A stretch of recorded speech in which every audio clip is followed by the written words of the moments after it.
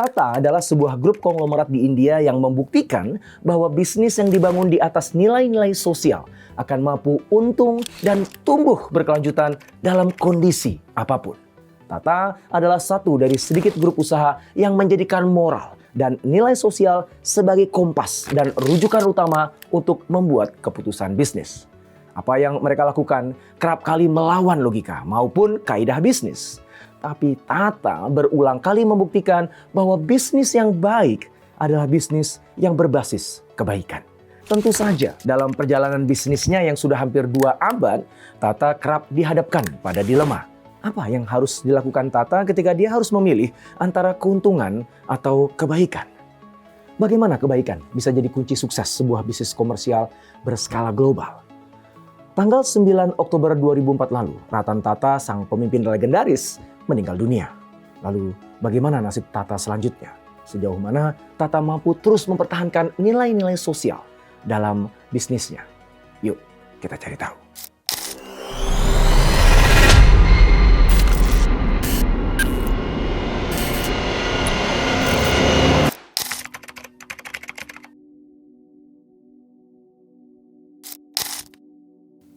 Jamseti Nuserowji Tata lahir di India pada tahun 1839. Memulai karirnya sebagai pedagang tekstil sebelum mendirikan perusahaan trading di Bombay yang sekarang dikenal sebagai Mumbai. Tata yang tidak hanya ingin terbatas pada perdagangan memiliki mimpi besar untuk mengubah nasib India. Sebagai bangsa yang terjajah, dia percaya bahwa kemajuan dan kemandirian adalah esensial. Dan bahwa India tidak akan pernah maju jika terus bergantung pada negara lain. Oleh karena itu, Tata bermimpi membangun industri yang dapat mendukung kemandirian India. Pada tahun 1877, Tata mewujudkan sebagian dari impiannya itu dengan mengubah pabrik minyak tua di Bombay menjadi pabrik tekstil modern yang diberi nama Empress Mills.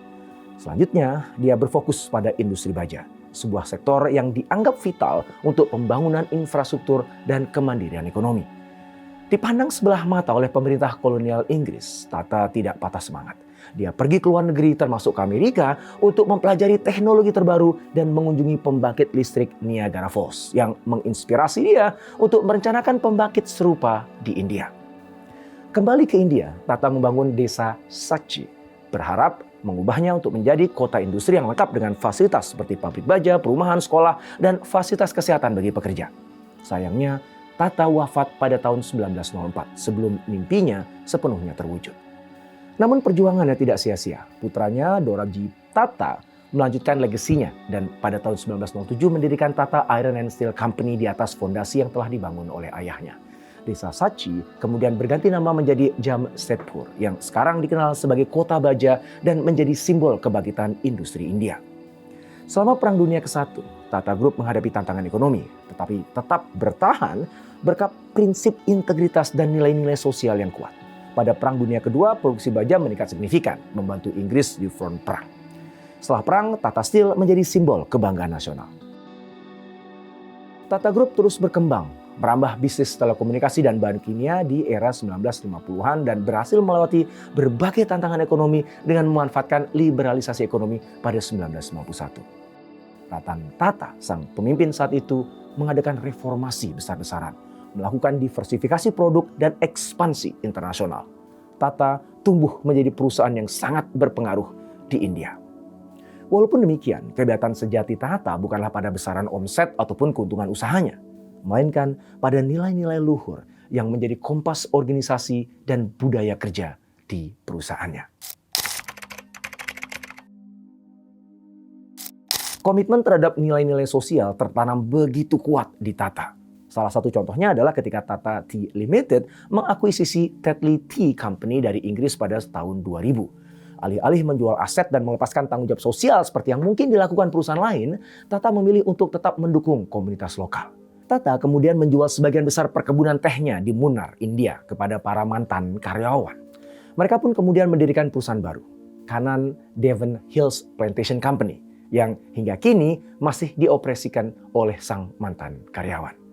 Perusahaan baru tersebut terus mendapat dukungan dari Tata dalam berbagai bentuk, seperti layanan kesehatan, perumahan gratis untuk pekerja perkebunan, serta sekolah dan pusat pendidikan untuk anak-anak berkebutuhan khusus.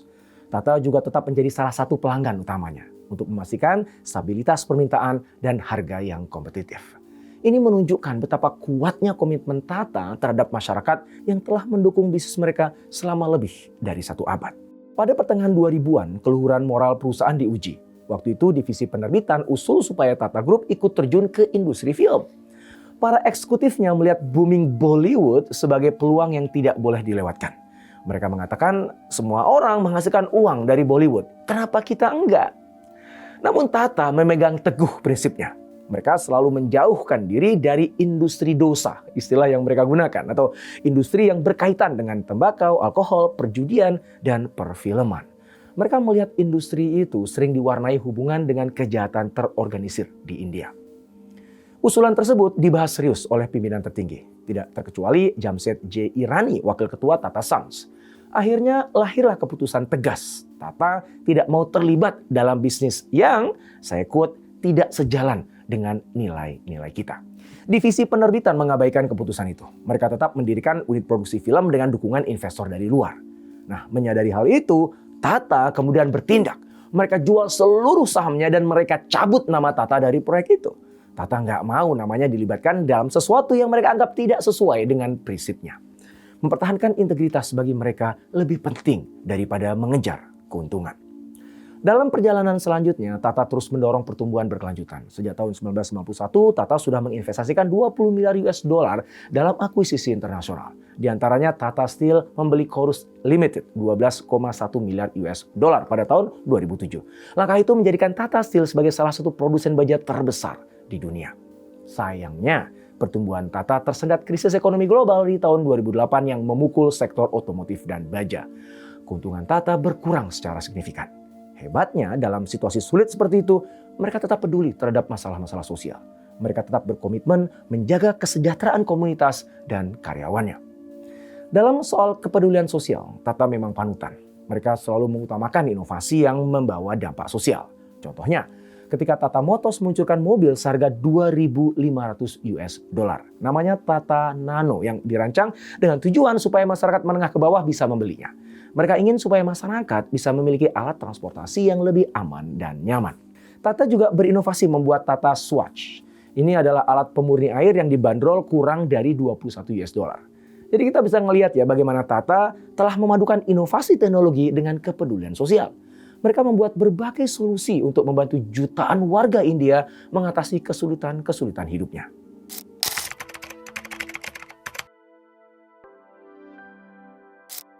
Cara Tata berbisnis dengan mengutamakan kesejahteraan sosial tidak hanya berdampak pada masyarakat India. Manfaat itu juga dirasakan masyarakat negara-negara lain. Hal itu bisa terjadi karena Tata membawa nilai-nilai sosialnya ketika berekspansi.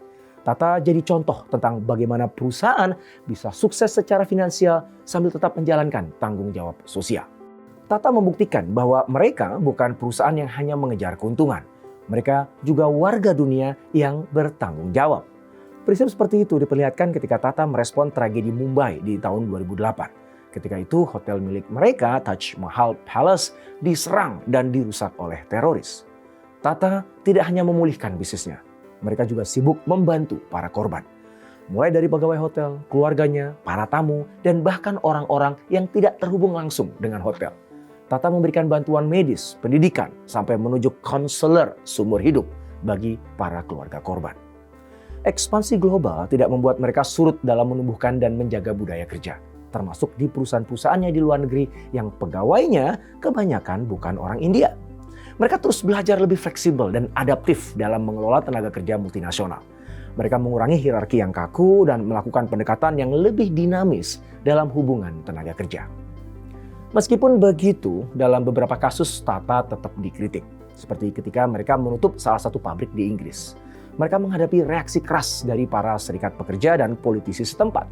Kasus itu menunjukkan bahwa mereka masih harus terus belajar mengelola operasinya di berbagai negara yang berbeda peraturannya dan juga budaya kerjanya. Kasus-kasus itu tidak membuat Tata goyah.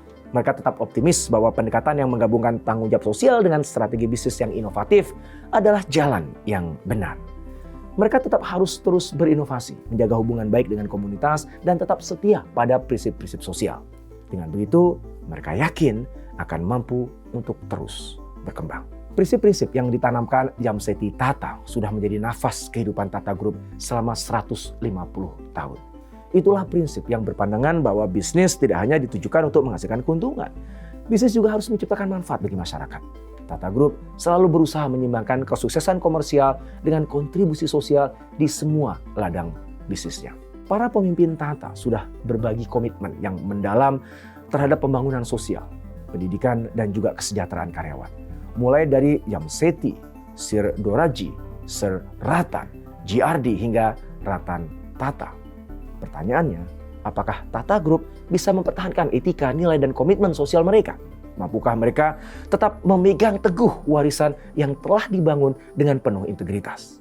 Akankah mereka terseret arus perubahan tanpa bisa mempertahankan jati dirinya? Pertanyaan-pertanyaan itu muncul setelah Ratan Tata wafat pada 9 Oktober 2024 lalu. Sosok legendaris dunia bisnis global itu meninggal pada usia 86 tahun. Banyak pihak merasa kehilangan karena pengaruhnya sangat besar dalam memajukan nilai-nilai sosial. Di antaranya dengan mewariskan Tata Trust, sebuah yayasan amal. Melalui yayasan itu, sebagian besar keuntungan perusahaan digunakan untuk mendukung program-program pendidikan, kesehatan, dan pemberdayaan masyarakat miskin yang ada di India. Kini kepemimpinan Tata Trust dilanjutkan oleh Noel Tata, saudara tiri Ratan yang sudah lebih dari 40 tahun berkiprah di Tata Group.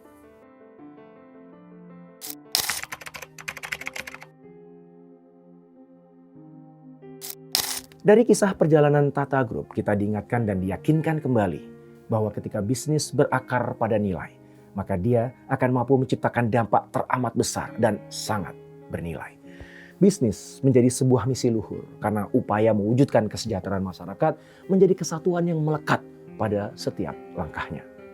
Jamseti Tata telah mengajarkan bahwa manusia dan komunitas adalah inti dari setiap keputusan strategis. Di setiap pabrik yang dia bangun, di setiap produk yang dia ciptakan, tertancap keyakinan mendalam bahwasanya kemajuan ekonomi tidak ada artinya tanpa kemajuan sosial. Dengan keyakinan itulah Tata merajut etos perusahaan yang mengutamakan kebermanfaatan. Di tengah derasnya arus kapitalisme global, Tata tetap teguh berdiri pada prinsip-prinsipnya dan mereka menolak tunduk pada godaan cepat-cepat cari keuntungan yang bisa menggerus integritas. Ketika bisnis lain sering terjebak dalam kalkulasi material, Tata tetap menjadikan etika sebagai panduan jalan yang jarang dilalui banyak orang. Tata juga mengajarkan bagaimana sebuah perusahaan bisa menjadi perwujudan harapan dan kemuliaan. Sukses sejati tidak hanya tercermin dari kemakmuran yang dicapai, melainkan dari jejak kebaikan yang ditinggalkannya. Dunia telah diperlihatkan bahwa bisnis yang bijak adalah bisnis yang tidak hanya menaklukkan pasar. Bisnis yang bijak adalah bisnis yang juga menaklukkan hati banyak orang dengan membawa perubahan yang lebih baik. Akhirnya, saya ikut mengetuk hati Anda untuk bersama-sama membangun usaha yang bermanfaat. Bukan usaha yang semata-mata hanya mencari keuntungan, melainkan usaha yang juga meninggalkan banyak jejak kebaikan.